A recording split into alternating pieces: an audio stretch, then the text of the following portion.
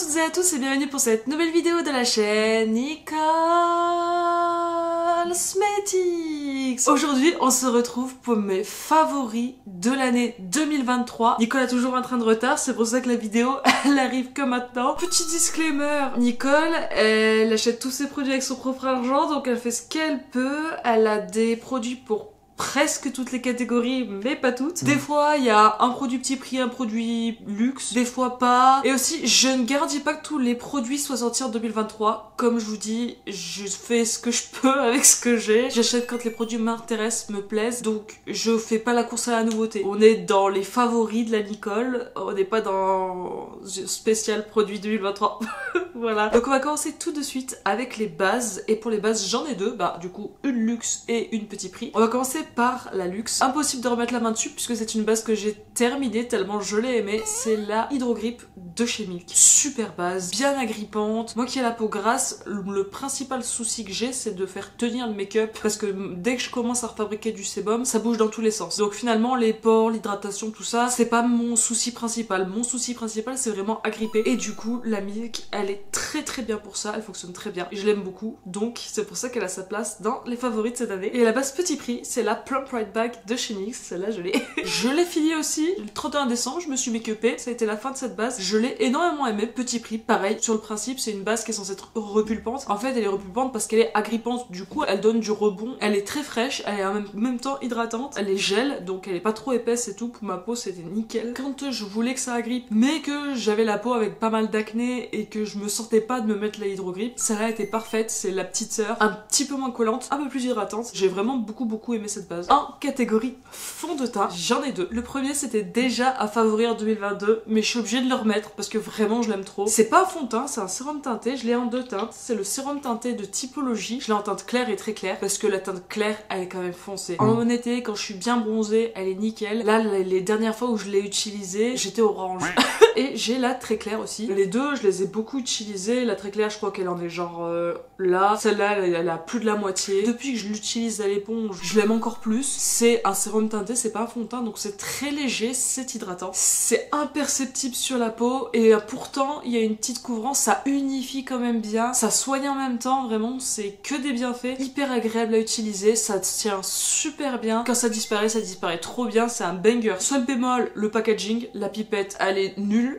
C'est une pipette de merde, franchement c'est super galère. Et autre point faible, bah voilà, c'est le manque de teinte. Je suis moins fan de la teinte très claire, je la trouve à peine rosée pour moi, mais la teinte claire, si je suis blanche comme maintenant, je la mets là, je suis orange. Donc une petite teinte entre les deux typologies, on aimerait trop. J'adore ce produit, il reste dans mes tops et donc je tenais à le mettre parce que c'était un sérum teinté, un produit à la fois teint et soin. Et Typologie, c'est une marque hyper éthique, je vous en ai parlé énormément sur la chaîne, j'aime beaucoup cette marque, donc on adore. Mais il partage cette année l'affiche avec un petit nouveau, le teint Idol Ultra Wear Care and Glow de chez Lancôme. J'ai pas testé la reformulation du teint Idol Ultra Wear classique, donc qui est censé être mat, donc qui est censé être plus adapté à ma peau. Elle est sortie genre 2 jours après que j'ai acheté celui-là, mais honnêtement, ce fond de teint m'a fait me rendre compte de ce que j'aimais dans les fonds de teint, c'est-à-dire une jolie couvrance moyenne, quelque chose de pas lumineux, glowy, pourtant il s'appelle Care and Glow. Il est juste satiné, un petit peu hydratant, avec la poudre, ça va nickel. Celui-là, il est vraiment imperceptible et c'est un des fonds de teint qui vieillit le mieux de tous ceux que j'ai essayé dans ma vie. Vraiment tous, au bout d'un moment, il bouge, il marque. Celui-là, je m'en occupe pas, je le mets le matin, 12 heures après, le truc, il a vieilli un peu, mais il a rien marqué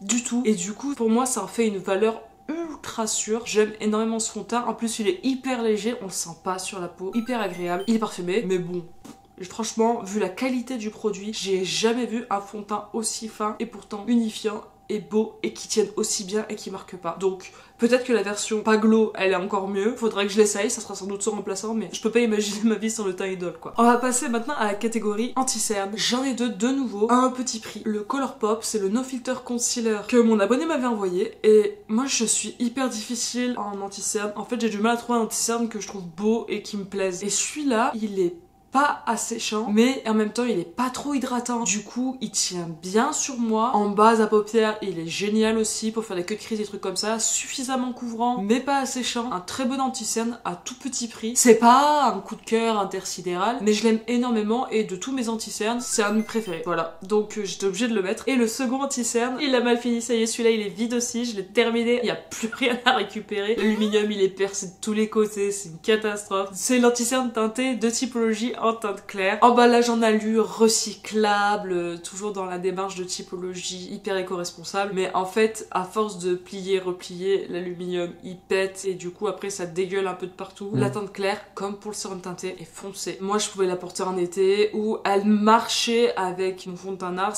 mais parce qu'il était un peu foncé pour moi. Voilà, ça faisait un ton sur ton. Mais moi j'aime pas quand l'anti-cerne est trop clair. Je préfère un anti-cerne ton sur ton qu'un anti-cerne de ton trop bas quoi. Et en fait, la première année, je le trouvais bien, mais pas sans sas parce que un peigne hydratant pour moi, c'est pareil, c'est un produit de soin rendu hyper naturel mais en même temps très couvrant. La première année, je le trouvais à peine trop hydratant, je trouvais qu'il bougeait un peu, je le trouvais trop lumineux pour moi. Et en fin de compte, après avoir vieilli pendant un hiver dans mon placard, je l'ai ressorti cet été et là, la révélation absolue. Il s'était épaissi mais il sentait toujours bon, c'est un produit naturel, hein, je veux pas trop non plus hein, parce que ça peut tourner plus vite qu'un produit pas naturel. Mais honnêtement, ça a été ma redécouverte. Trop beau sous les yeux, super fin, super naturel. Vu qu'il était quand même un peu hydratant, bah même s'il était ton sur ton, c'était lumineux, mais pas trop, ça bougeait pas, bonne courance. Franchement, c'est l'anti-cerne que j'ai pris le plus de plaisir à utiliser en 2023. Mais j'attends toujours de tomber sur un véritable coup de cœur comme j'ai eu pour le Typologie cette année, dans d'autres marques. Un produit maquillage traditionnel et pas un soin teinté. Dites-moi si vous avez des conseils, ça m'intéresse.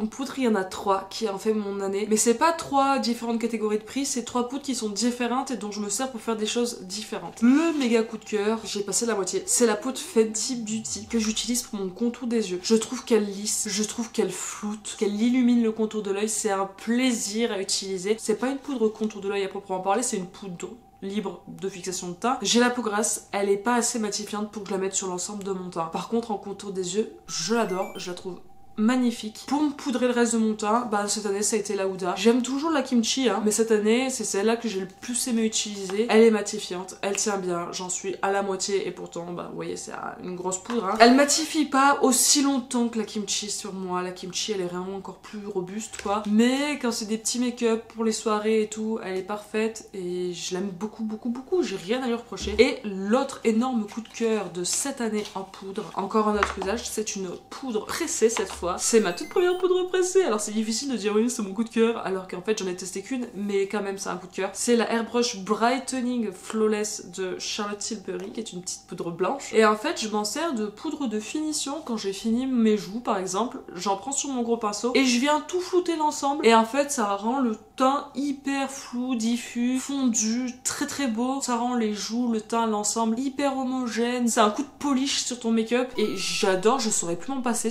franchement c'est ma meilleure amie donc je l'aime trop. Ensuite on va passer au bronzer et en bronzer j'ai pas de favori en bronzer poudre. Il y a rien qui m'a transcendé. Je suis pas une archi fan de bronzer donc du coup j'ai un peu de mal, enfin ça va pas me fasciner plus que ça les bronzers poudre. Donc j'ai pas vraiment de favori. Il y a certains bronzers j'utilise plus à des saisons, d'autres plus à d'autres. Mais j'ai quand même eu une révélation, c'est les bronzers crème. Quand j'ai commencé à me make-upper, j'utilisais énormément les bronzers crème. J'utilisais celui-ci, le Match Stix de Fenty Beauty en teinte mocha. Et là, en fin d'année, alors je l'ai pas assez utilisé pour pouvoir vous dire que c'est un méga super top bronzer. Je suis en train de le tester encore, mais j'en ai acheté un deuxième. Et en fait, maintenant, c'est une catégorie de produits dont j'ai du mal à me passer. Maintenant, j'aime beaucoup mettre et du bronzer crème et du bronzer poudre et si je mets pas de bronzer crème ça va me manquer. Pour moi les bronzers crème sont mes favoris de l'année 2023 et donc bah, j'espère qu'un jour je vais trouver un bronzer poudre qui va me renverser, peut-être le House Labs qui va bientôt arriver. Et les blushs c'est à l'inverse, j'ai un énorme coup de cœur en blush cette année, c'est celle-ci, c'est la palette Juicy Chicks de Blend Bunny Cosmetics. C'est que des blushs ultra colorés, vraiment ultra colorés. Mes préférés de préférés c'est les violets, ils sont incroyables. Là je porte le violet le plus foncé, c'est sublime. C'est ultra pigmenté donc attention si vous les essayez, c'est chaud. La première fois je me suis fait avoir de ouf mais maintenant que je sais, je l'utilise avec parcimonie et t'arrives quand même bien à le blender et les couleurs elles sont toutes originales, c'est magnifique. J'adore les teints qui sont un peu décalés avec des couleurs originales etc. Et cette palette ça a été mon énorme coup de cœur de l'année, je l'ai énormément utilisée, je l'aime trop. Et si l'année 2022 pour Nicole ça a été l'année passion blush, l'année 2023 de Nicole ça a été l'année passion highlighter. J'en ai testé plein, j'en ai commandé plein et surtout des highlighters colorés. J'en ai choisi un que j'ai en 2 teintes pour cette vidéo. C'est un de ceux que vous m'avez vu le plus utiliser sur la chaîne. C'est les highlighters Interstellar. J'ai un lavande et un menthe. J'en attendais rien du tout. J'avais trop peur d'être déçue. C'est les teintes qui ont fait que je les ai choisis parce que je cherchais les highlighters dans ces teintes-là. J'ai pas choisi parce que c'était Real Beauty, vous voyez. J'attendais rien de ces highlighters. J'avais peur que ce soit pas pigmenté. Enfin voilà, bof bof. Et au final, je les adore. Je les ai utilisés tout l'été. J'ai utilisé celui-ci, le lavande aujourd'hui. Je l'aime trop. Je l'aime trop.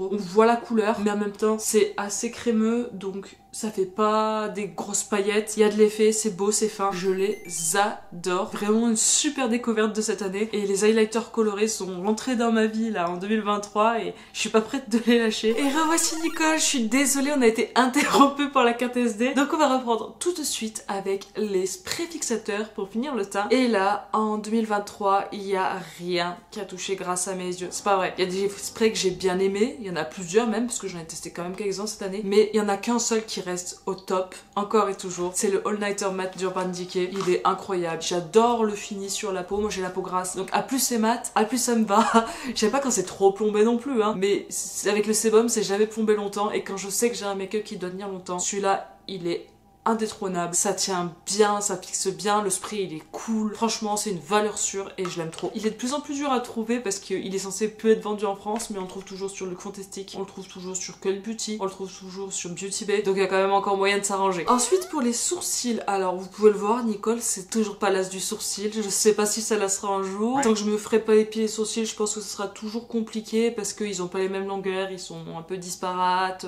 il y en a des un peu plus hauts, des un peu plus bas, c'est le boxon. J'ai du mal à faire mes sourcils toujours, mais j'ai trouvé un combo enfin qui fait que j'arrive à faire quelque chose de pas trop mal. Et donc c'est un combo petit prix NYX composé de la Brow Glue, donc qui est un gel à sourcils. Il existe en teinté, moi je l'ai pris volontairement en transparent parce que je suis plus à l'aise, il y a moins de risque de faire des taches, etc. Et après pour la couleur j'ai utilisé le Lift and Snatch qui est un liner. J'apprends petit à petit à l'appréhender, ça prend du temps, hein. C'est forcément le make-up, c'est comme tout, c'est du travail, c'est de l'apprentissage et à force d'entraînement, on arrive de mieux en mieux. Et bon, c'est toujours pas Byzance, mais c'est moins pire. Et franchement, gros coup de cœur pour ce combo NYX pour les sourcils. Pour les crayons pour les yeux, j'ai pas particulièrement de favoris. J'utilise celui que j'ai, j'utilise 98% du temps du noir. Là en ce moment, je suis sur le Colossal Kajal. Est-ce que c'est un vrai favori? Non, le packaging il tombe en lambeaux. Il tient plutôt bien, mais c'est un crayon noir quoi. Voilà, j'ai pas d'exigence particulière à ce niveau-là. Liner, en revanche, j'en ai un peu plus. Mon préféré... Pardon. Mon préféré c'est le Epic Ink de chez NYX. La mine elle est nickel, la quantité d'encre est nickel, il est bien noir, ni trop dur, ni trop molle, bien précise. Le seul truc que je lui reproche c'est que vraiment il est trop fragile. C'est mon deuxième ou mon troisième, celui-là j'ai mal rebouché et du coup j'ai plié la mine, il est mort quoi. Mais en même temps un coup sur deux quand je l'ouvre c'est la partie du bas qui s'en va. Le précédent il m'a explosé la gueule, celui-là j'ai défoncé la mine. Ça va qu'il est pas cher mais franchement faut le remplacer souvent parce que c'est pas solide du tout, c'est le point faible, mais sans ça, le produit est très bien. Moi, je continue à utiliser celui-là. En mascara, là, par contre, j'ai eu un gros coup de cœur récent, mais c'est un coup de cœur intersidéral, mondial et absolu, genre. J'ai eu des mascaras que j'aimais bien. Là, j'ai trouvé The Mascara. Alors, il est très récent, mais depuis que je l'ai, je n'utilise quasiment plus que lui. J'ai beaucoup de mal à revenir au Sky High de ma rotation. C'est le Elatic de Fenty Beauty. Ce mascara est prodigieux. C'est une technologie tubbing, donc comme dirait Marion Caméléon, ça fait une chaussette autour du cil, ce qui fait que ça l'allonge et que ça recourbe. J'ai des cils qui vont vers le bas, qui sont pas très longs, il y a des trous, il y a des plus longs, enfin c'est une vraie chienlit. En plus de ça, j'ai perdu un courbe-cils, il y a rien qui va pour faire des jolis cils. Et ça, bluffant, saisissant, j'adore l'effet qu'il me fait, franchement il se voit, il étoffe de ouf, il allonge de ouf. Et en plus de ça, souvent vous savez les mascaras c'est chiant à démaquiller, ça se démaquille juste à l'eau chaude. Tu mets de l'eau chaude, il y a tout le mascara qui s'en va. Si c'est de l'eau froide ça marche pas, hein, l'eau chaude. C'est un gros coup de cœur et franchement je vais avoir du mal à utiliser d'autres mascaras. On va passer désormais aux palettes pour les yeux. Et en 2022 mon énorme coup de cœur c'était la nouvelle palette. En 2023 elle a été détrônée par une autre palette, Anastasia Beverly Hills. C'est avec celle-là que je me suis maquillée. Cette palette quand je l'ouvre, quand je la regarde, quand je la vois, elle m'émeut de ouf. Je l'aime trop, elle est sublime, elle est Cosmos, elle porte bien son nom, elle est aérienne. Il y a beaucoup de fards lumineux, certains sont des toppers, d'autres non. On peut jouer sur les combinaisons. J'adore cette palette. Elle est magnifique, elle est sublime, elle est grandiose et c'est pour moi le hit de l'année 2023. Sans hésitation aucune. Mais j'avais envie de vous parler quand même de quelques autres palettes en marque indépendante. C'est con parce que c'est une palette que j'ai utilisée, je vous ai filmé une vidéo, mais j'ai perdu la vidéo donc vous ne l'avez pas vue, mais je vais vous faire un look avec. C'est la Into the Night de Laminatrix. Vraiment, c'est Pat McGrath version grunge. Pigmentation incroyable, les lumineux, notamment celui-là, il est démentiel. C'est une dinguerie cette palette, je l'aime trop, vraiment elle est magnifique. C'est une des plus belles palettes de ma collection sans hésiter. Ensuite je voulais quand même vous mentionner une palette arc-en-ciel que pareil je vous ai filmé mais que vous n'avez pas vu et sur laquelle je vais vous faire un look bientôt. C'est la Neon Nitro Speed de Martin Cosmetics. Ça c'est la meilleure palette Martin Cosmetics, c'est la plus réussie, c'est la plus pigmentée, l'harmonie est incroyable, les fards sont néons, j'ai adoré utiliser cette palette. En plus sur le thème des bagnoles qu'elle demande le peuple. Et je voulais vous parler non pas d'une palette en particulier mais d'une marque qui a fait une grande entrée dans mon cœur. C'est Melt Cosmetics. Bon là sous la main j'ai la Gemini mais j'ai aussi la Halloween Town et la Muerte. J'ai pas encore utilisé la Muerte. Je suis amoureuse de cette marque. Plus je teste les palettes, plus je les aime. C'est pigmenté. J'ai rarement vu des mats qui se travaillaient aussi bien. Les objets sont beaux, c'est quali. C'est une marque qui a vraiment attiré mon attention et je suis trop heureuse d'avoir enfin passé commande chez eux. J'ai trop hâte de continuer à découvrir et découvrir et découvrir avec ces palettes parce que c'est vraiment une qualité rare. C'est un peu cher, c'est indépendant, c'est américain, mais ça vaut le coup parce que c'est pour moi parmi les meilleurs fards du marché. Ok, les fards lumineux, c'est pas des duochrome ultra crémeux et compagnie, mais ils sont très jolis et franchement, pour moi ça vaut le détour, c'est fin, c'est beau. C'est une marque qui a une âme, qui rock'n'roll aussi, ça a été une de mes plus belles découvertes de 2023. On va maintenant passer aux lèvres, c'est les deux derniers produits de cette vidéo. Ça allait super vite, mon dieu. Dans les rouges à lèvres, Nicole, elle a sélectionné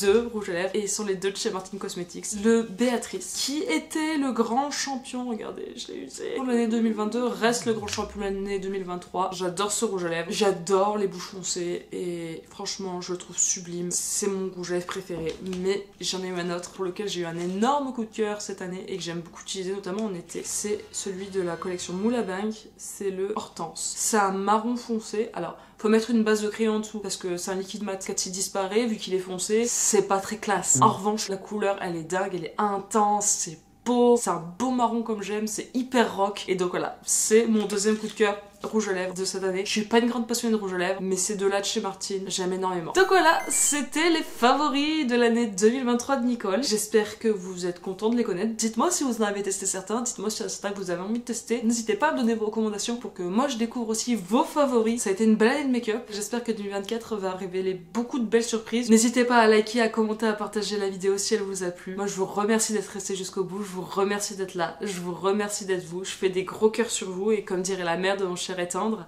à la voyette. Le curé de Camaret a les sacoches qui pendent et quand il s'assoit dessus, elle lui rentre dans le